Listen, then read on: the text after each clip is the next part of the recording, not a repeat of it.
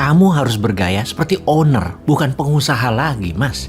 Ini adalah komentar dari sahabat saya siang tadi sehabis lunch meeting bersama. Sahabat saya ini seorang profesional yang menjadi CEO sebuah holding company milik salah satu dari 9 naga. Usianya saat ini 58 tahun dengan pengalaman 35 tahun di dunia korporasi. Beliau salah satu di antara guru manajemen saya yang terbaik. Dia tidak memiliki satu lembar saham atas perusahaan yang dikelolanya. Dia profesional murni, dedikasi yang luar biasa. Profesional bertangan dingin dengan telah membuktikan dirinya membuat 9 perusahaan di awal holdingnya menjadi 78 perusahaan anak usaha dalam 35 tahun karir profesionalnya. Kalimat di awal membuat saya berkerut kening. Emang beda ya gaya pengusaha sama gaya pemilik usaha? Itu pertanyaan saya kemudian kepadanya. Beliau kemudian menjelaskan lebih rinci lagi. Gaya sebagai owner itu bukan gaya anak pemiliknya ya. Bukan itu. Kalau anak owner itu orang yang hidup di tempat tidur empuk, makan di piring emas menggunakan sendok perak. Bukan tipe itu.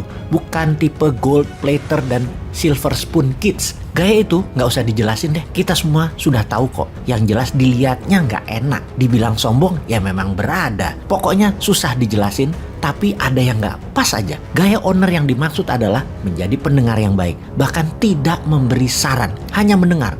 Saran berikan kepada profesional atasannya dengan komentar, coba anak-anak divisi penjualan dipanggil tuh, siapa tahu ada masukan. Itu saja, global saja, jangan detail, rinci, sok menasehati, bahkan masuk ke dalam organisasi, melakukan hingga turun tangan sampai ke bawah, membuat banyak orang keinjek kakinya, bisa membuat orang kecewa. Ada komisaris, ada direksi, ada manajer yang sebenarnya dipercaya untuk hal itu. Owner masuk ke dalam akan membuat kikuk manajemen. Ingat usaha hotel hospitality-mu yang dikomentari GM hotelmu dulu. Dia pernah mengatakan 80% bisnis hotel gagal karena owner masuk terlalu dalam di organisasi atau di hotelnya. Misalnya ikut campur di mana bunga diletakkan, ngatur siapa yang bekerja di lobi. Itu yang dimaksud kedalaman. Percayakan profesional yang telah tahunan untuk melakukannya. Sama seperti hotel tadi, kamu sebagai owner tak perlu tahu detail. Yang penting mempunyai kepercayaan kepada setiap staff dan tim profesional. Mereka punya yang namanya survival instinct kok. Sebagai owner, setiap riak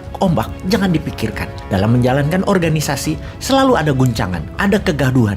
Dengarkan saja, jangan masuki terlalu dalam juga. Ada 2 macam kegaduhan atau ombak. Ombak karena faktor eksternal seperti makroekonomi, ini disikapi beda. Panggil mereka semua direksi khusus membahas. Paling dalam beberapa tahun, ini hanya sekali kok hal itu terjadi. Namun kalau masalah internal, mulai dari equity call, employee benefit, cut off contract, sales drop, SDM protes, mutasi, swap share, merger, biarkan profesional. Toh mereka semua sudah bicara dalam rups tahunan di awal tahun. Kalau kamu masuk di antara gelombang tinggi dinamika bisnis, membuat manajemen jadi manja kalau profesionalnya masih belum matang. Atau sebaliknya, akan membuat manajemen jadi berantakan kalau profesionalnya superior. Percaya saya, kalau berulang kamu lakukan, maka manajemen yang belum matang akan menjadi spoil kids, anak manja yang membuat kamu selalu pusing dan bukan malah menikmati hidup, malah kamu jadi bawaan profesional karena kamu yang menyelesaikan masalah. Kalau profesional di organisasi kamu adalah orang superior, dia dengan cepat akan ambil skoci atau jumping ship, pindah kapal. Masih untung kalau hanya satu dirinya yang dibawa. Kalau dibawa SDM handal lainnya, atau lebih parah lagi,